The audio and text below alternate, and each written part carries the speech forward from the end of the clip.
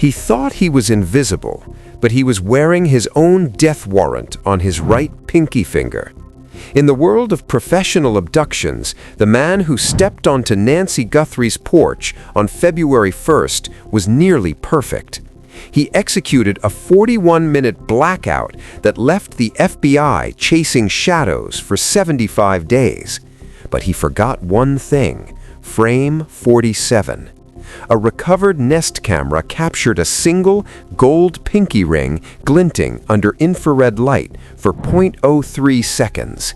That glint has just provided a name.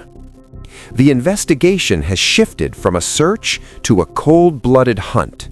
We are no longer looking for a ghost in a mask. We are looking for the man who bought that ring. How did this operative leave such a personal signature? And what does it tell us about Nancy's current location? Everything you know is about to be dismantled. He didn't just take Nancy, he left us the key to find him. January 31st, 2026. Nancy Guthrie, an 84-year-old retired educator, was a woman of immovable habits. After dinner with her daughter Annie and son-in-law Tommaso, she was driven home at 9:50 p.m. Her security system was armed at 10:04 p.m. Everything was peaceful until 1:47 a.m. A masked figure appeared, moving with targeted ownership behavior. For the next 41 minutes, the house went dark, Wi-Fi disrupted, pacemaker sync severed. When the sheriff arrived the next morning, the house was too clean. No struggle, no forced entry, just a smear of blood on the porch and frame 47. The moment a black latex glove stretched over a rigid gold ring. 3 figures are under the microscope. Annie, the daughter, a pharmaceutical rep with access to sedatives. Tommaso, her husband, a former security contractor with the skills to bypass a Nest system. And Dr. Aris Thorne, Nancy's cardiologist, who had a gambling debt and unfettered access to her pacemaker logs. Annie's phone showed 0 movement during the window. Tommaso's vehicle GPS was disabled. And Dr. Thorne? He reported a specific medical programmer stolen right after the abduction. But the ring is the bridge.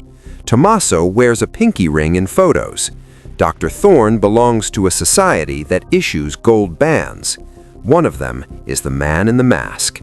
FBI forensics determined the ring is a signet-style gold band, size 9. Leaked memos show a transaction for this exact ring in 2024, paid by a shell company called Sino Cardiac Solutions, the same entity that paid Dr. Thorne a $50,000 fee. But here's the twist. A leaked toxicology report shows traces of sevoflurane on Nancy's pillow. She was rendered unconscious in her bed, yet her pacemaker recorded a heart rate of 134 BPM. She woke up during the extraction. She saw his face, and that is why he had to kill the camera. A ring is a fatal signature because it is a habit, says Robert King, retired FBI agent. The frame 47 blunder is a failure of the subconscious. Profilers agree. The suspect's arrogance was his downfall. He believed the blackout was total. He didn't know the servers were still capturing the light that would identify him.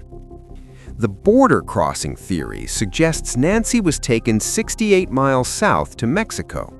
But the pacemaker's internal memory tells a different story. At 2:45 a.m., it logged a proximity handshake, physical contact with a medical programmer. Nancy wasn't in a moving car. She was lying flat on a medical-grade surface. This points to a warehouse just 4.2 miles from her home. She is likely still in Tucson, kept in a clinical dead zone. The jaw-dropping revelation? The ring in frame 47 wasn't bought by Tommaso or Dr. Thorne. It was a family heirloom belonging to Nancy's late husband. Bank records show her safe deposit box was accessed 5 days before the abduction using a newly filed power of attorney. The kidnapper wasn't just a pro, he was wearing a trophy. The proximity handshake at 2:45 a.m. wasn't a doctor, it was a killer checking his asset. The FBI has the name on that power of attorney. They have the ring record, but they don't have Nancy. The Frame 47 blunder has turned a perfect crime into a paper trail. The man in the mask is no longer a ghost, he's a documented buyer.